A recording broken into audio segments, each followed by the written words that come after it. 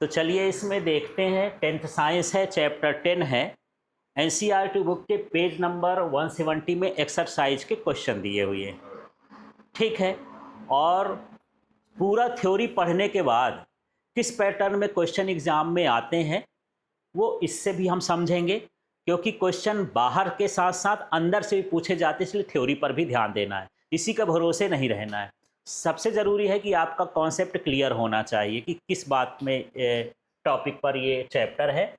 तो पहला क्वेश्चन है, देखो, the human eye can focus on objects at different distances by adjusting the focal length of the eye lens.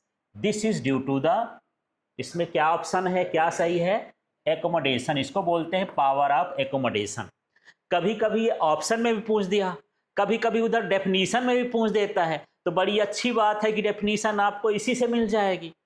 इसी को लिख दोगे, the human eye can focus on objects at different distances by adjusting the focal length of the eye lens. This is known as power of accommodation of eye, है ना।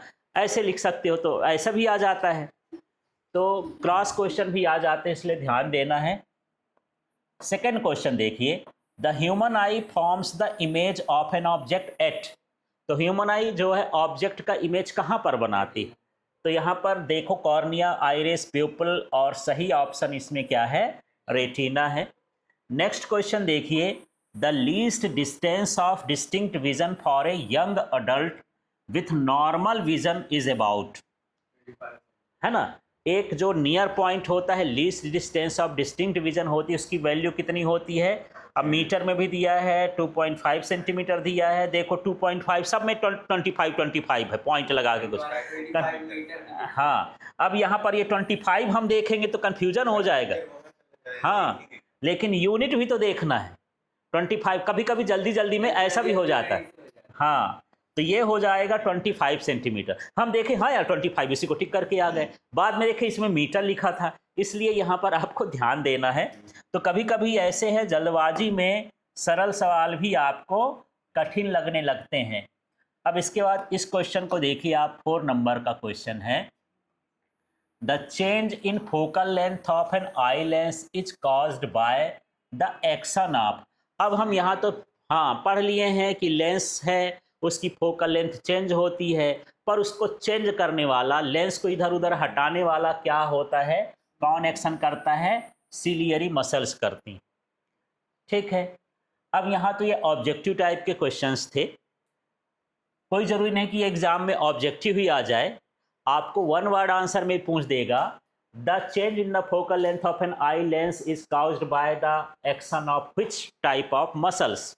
तो आपको यहाँ लिखना है सिलियरी मसल्स। ऐसे करके ये समझ लेना है कि कोई जरूरी नहीं कि यही पैटर्न में क्वेश्चन, थोड़ा घुमा फिरा के भी क्वेश्चन आ जाते हैं, ठीक है। अब क्वेश्चन नंबर 5 को देखते हैं। A person needs a lens of power -5.5 dioptres for correcting his distant vision. तो एक आदमी है, उसको दूर का नहीं दिखाई देता, दूर के लिए कॉन्केव लगता है ना, माइनस है तो कॉन्केव कहलाएगा, है ना। और उसका पावर -5.5 है, तो क्या करना है? For correcting his near vision he needs a lens of power +1.5। अब उसको वो भी समस्या है, पास का भी नहीं दिखता है और दूर का भी नहीं दिखता है। माने उसको बाईफोकल तरह का एक लेंस लगना है, तो दूर के लिए पावर कितना है? -5.5 कॉन्केव लेंस लग रहा है, और पास के लिए पावर क्या है? +1.5 कॉन्वेक्स लेंस लग रहा है, ठीक है। इतने डायोप्टर का है। What is the focal length of the lens required for correcting. अब इसकी फोकल लेंथ क्या होगी जब डिस्टेंट विजन के लिए और नियर विजन के लिए, ठीक है। तो पहला हम कर लेते हैं, जो डिस्टेंट विजन है, डिस्टेंट विजन का जो पावर है P इक्वल टू कितना है? -5.5, ठीक है, डायोप्टर है। अब हम जानते हैं कि जो पावर ऑफ लेंस होता है वो क्या होता है? P equal to 100/f centimetre. यदि मुझे फोकल लेंथ सेंटीमीटर में चाहिए तो 100/f, और यदि मीटर में चाहिए तो 1/f लिखते हैं, ठीक है। और लेकिन यहाँ पर मुझे फोकल लेंथ निकालना है, तो एफ ये सेंटीमीटर में आएगा तो ये हो जाएगा क्या 100/P। समझ में आ गया। मुझे फोकल लेंथ निकालना है तो मैं इसको और इसको ट्रांसपोज कर देता हूं। अब ये कितना आया 100 में P की वैल्यू कितनी है -5.5। अब ये माइनस यहाँ चला गया, ये 100 हो गया, एक जीरो और उतार देता हूँ तो ये हो जाएगा 55। अब इसको काटने की कोशिश करते हैं तो ये 11 हो जाएगा और ये 5 दूनी 10, ये कितना हो गया 200 हो गया। अब देखो आप अलग से भाग करके देख सकते हो, है ना, या फिर यहीं कर लो तो 11 एक कम 11, तो 20 में 11 जाएगा तो 9 बचेगा, है ना, तो 90 हो जाएगा, तो 11 8 88। फिर इसके बाद दशमलव लगेगा, 90 में 88 जाएगा तो 2 बचेगा, फिर 20 आएगा, है ना, तो 11 एक कम 11, या राउंड में हम इसको 2 लिख देते हैं। इतना ये इसकी यूनिट क्या रहेगी, ये किस में निकाल रहे हो सेंटीमीटर में, तो ये हो जाएगी सेंटीमीटर। ठीक है, इस तरह से पहला डिस्टेंट विजन का आ गया। अब यहाँ बगल में मैं इसका कर देता हूँ यार दूसरा वाला किसके लिए करना है नियर विजन के लिए। तो यहाँ पर हो गया नियर विजन का पावर क्या दिया है 1.5 डायोप्टर। ठीक है, फार्मूला सेम है, P इक्वल टू लगाना है 100/F और यहाँ लिख देना है छोटे में सेंटीमीटर। सेंटीमीटर का अप्लाई कर रहे हैं तो सेंटीमीटर लिख देंगे।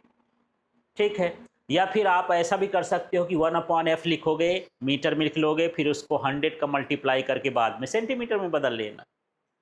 ठीक है, तो यहाँ पर अब मैं F निकालना चाहता हूँ तो F सेंटीमीटर इक्वल टू क्या हो जाएगा 1/P।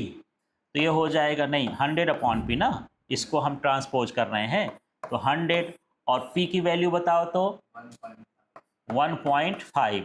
इस पॉइंट को हटाएंगे तो ये हो जाएगा 1000/15। अब इसको काटने की कोशिश करते हैं तो 5 3 जा 15 और 5 2 जा 10 और 2 जीरो उतार देंगे। अब ये सेंटीमीटर में ही हम लिखेंगे फोकस जो भी है, F इक्वल टू लिख देते हैं। इसको भी भाग करते हैं यार, तो 3 छंग 18, 20 में 18 घटाओगे 2 आएगा, फिर 0 उतारोगे फिर 66 हो गया, 0.66 आएगा तो उसको हम लगभग क्या लिख देंगे 7 सेंटीमीटर। इस तरह से इसके फोकस की क्या हो जाएगी वैल्यू हो जाएगी। क्लियर हो गया। तो ये सवाल आपको देखना भर नहीं है, लगाना भी है, लगा करके इसको फिर समझ लेना आप लोग। ठीक है।